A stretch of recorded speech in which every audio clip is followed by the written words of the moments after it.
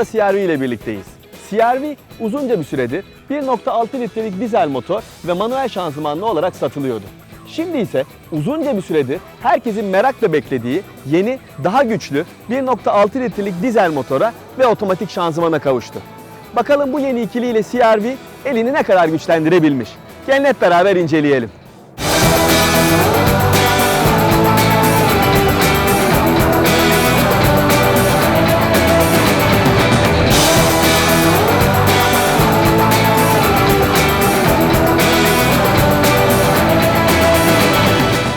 Tabii CR-V'nin yenilikleri sadece kaputunun altında değil. Dış tasarımda da belli farklılıklar var. Yani ufak bir makyaj operasyonu geçirmiş diyebiliriz CR-V için. Burada en dikkat çekici olan öğe yeni LED teknolojili gündüz farlarına sahip farlar. Ayrıca otomobilin daha heybetli görünmesini sağlayan bu yeni panjur tasarımı ve tampon tasarımıyla da CR-V biraz daha güncel olduğunu gösteriyor. Profiline bakacak olursak otomobilin tabii ki boyutları değişmediği için herhangi bir oynama yok. Buradaki en dikkat çekici farklılık yeni tasarım jantlar. CR-V'nin arkası da önü gibi makyajdan nasibini almış ama çok farklılık olduğunu söyleyemem arkasında. Çünkü ben bile bizzat bu otomobille eski versiyon arasındaki farklara fotoğraflardan bakarak karar verdim. Burada göze çarpan detaylar krom parçanın eklenmiş olması ve onun stop lambasına doğru devam etmesi ve şuradaki ufak değişiklik ve son olarak da tampona eklenmiş olan gri parça. Peki bırakalım bunları, bizi asıl ilgilendiren bagaj kapağının arkasında ne olduğundan bahsedelim. Burada elektrikli açılan bagaj kapağının arkasında 589 litrelik yükleme hacmi sunuluyor. Burası çok düzgün bir şekilde planlandığı için buraya büyük yükleri bile kolay bir şekilde yerleştirebilirsiniz. Eşiğin düze yakın olması da kullanışlılığı arttırıyor. Keşke bagaj kapağı biraz daha hızlı kapansaydı. Neyse o kendi kapanır. Biz arka koltuklarda bizi nelerin beklediğine bakalım. Gelin. CR-V'nin arka kapıları da tıpkı geçen testini yaptığım Levorg gibi 90 derecelik bir açılma kapasitesine sahip ve bu sayede aileler gerçekten bu kapıyla, bu arka koltuklarla çok mutlu olabilirler. Peki nasıl bir diz mesafesi var ona bakalım. İnanın şuradaki diz mesafesi gerçekten makam otomobillerini aratmayacak kadar geniş. Tabii benim oturma pozisyonumda. Baş mesafesinin de gayet iyi olduğunu söyleyebilirim. Buradaki bir önemli avantajsa şaft tüneli olmadığı için 3. yolcunun bile burada rahatlıkla oturabiliyor olması. Ama ne yapıyoruz? Ben artık direksiyona geçiyorum ve test sürüşünün asıl keyifli olan kısmına başlıyorum. Hadi gelin. Bakalım dizel otomatik nasılmış?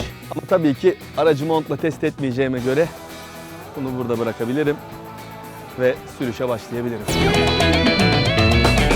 CR-V'nin iç mekanında da çok büyük değişiklikler yok. Burada eskiden klasik tipte bir tane müzik sistemi vardı. Şimdi ise onun yerine büyük ekranlı bir multimedya ekranı yer alıyor. Göstergeler okunaklı, kumandalarda hemen elinizin altında, yani hepsine rahat bir şekilde erişebiliyorsun. Bu araçla ilgili merak edilen konuların başında malzeme kalitesi geliyordu. Bunu çok sordunuz. Şunu söyleyeyim, Japonlar hiçbir zaman Avrupalılar kadar iç mekandaki malzeme kalitesine önem vermiyorlar. Bunu bir kere bilmek lazım. Ama CR-V'nin kokpitine genel anlamda baktığınız zaman ben şahsen kaliteli olduğunu söyleyebilirim. Bunda da özellikle bu üst tarafta kullanılan yumuşak plastik malzemelerin ve açık renk deri döşemelerin büyük payı bulunuyor.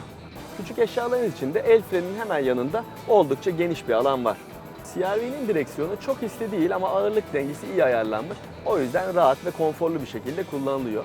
Aynı şekilde süspansiyonlar da bana sorarsanız konforlu. Yani otoyol sürüşlerinde herhangi bir eksiklik hissettirmiyor. Fakat ülkemizin çok bozuk yol şartlarında kullandığınız zaman da ne yazık ki biraz takır tukur sesler çıkartıyor.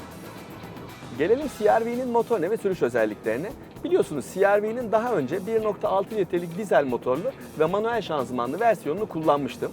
Hatırlayanlar olacaktır. O testte bu aracın dizel motor ve otomatik şanzımanlı bir versiyonu olursa tadından yenmeyeceğini söylemiştim. Bakalım gerçekten de bu araç tadından yenmeyecek özelliklere sahip mi? Bundan bahsedeyim kısaca. Bir kere 1.6 litrelik dizel motor 160 beygir güç ve 350 Nm tork üretiyor. Bu değerlere baktığınız zaman zaten CR-V'nin gayet güçlü olduğunu anlıyorsunuz. Peki günlük kullanımda size neler veriyor ondan bahsedeyim. Bir kere motorun gayet esnek bir yapısı var. Yani pedala bastığınız zaman sizi hissettirmeden yüksek hızlara rahatlıkla çıkarabiliyor. O anlamda hiçbir sıkıntısı olmadığını söyleyebilirim. 350 Nm'lik tork da hemen her devir aralığında isteklerinize iyi cevaplar vermesini sağlıyor bu motorun. Biraz da otomatik şanzımandan bahsedeyim. ZF'in geliştirmiş olduğu bu 9 kademeli otomatik şanzıman bu güçlü motorla uyumlu bir birliktelik yaşıyor. Normal kullanımda motorun çevikliğine iyi bir şekilde ayak uydurabiliyor. Hiçbir problemi yok. Geçişleri sarsıntısız ve hızlı. Fakat günlük kullanımda özellikle şehir içi trafiğinde dur kalk yapıyorsanız birinci viteste fazla kalıyor. Yani ikinci vitese atmak konusunda bazen tereddüt yaşıyor. O da açıkçası iç mekanda biraz sarsılmanıza neden oluyor. Ben bu durumun hoşuma gitmediğini söyleyebilirim. Ama onun haricinde baktığınız zaman bu motor ve şanzıman kombinasyonuyla CR-V gerçekten daha önceki testte söylediğim gibi tadından yenmeyecek bir hale kavuşmuş. Yakıt tüketimi konusundaysa daha güçsüz motorlu kardeşinden tabii doğal olarak daha fazla yakıt tüketiyor. Çünkü otomatik şanzıman farkı var bunda. Fakat ben ne tecrübe ettiğimi size söyleyeyim. Bir haftalık süreçte bu aracı kullanıyorum ve şu anda yol bilgisayarında bana 7,1 litrelik bir tüketim ortalaması gösteriliyor. Bana sorarsanız bu rakam bu otomobil için gayet iyi. Bu otomobilin testini yapmadan önce yalıtımı ile ilgili de sizlerden çok fazla soru gelmişti. Onunla ilgili düşüncelerimi de hemen paylaşayım.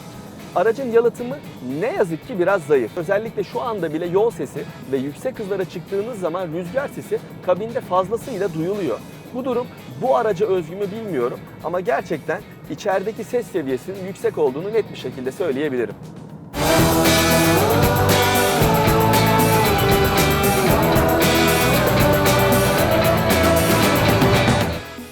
CR-V bu yeni kombinasyonla bence çok iddialı olmuş. Hem güçlü, hem tutumlu, hem de konforlu. Bunların yanı sıra kabininde sunduğu geniş yaşam alanları ve büyük bagajıyla da bence sınıfında gerçekten iddialı modeller arasında yer almayı başarıyor. Fiyatı mı?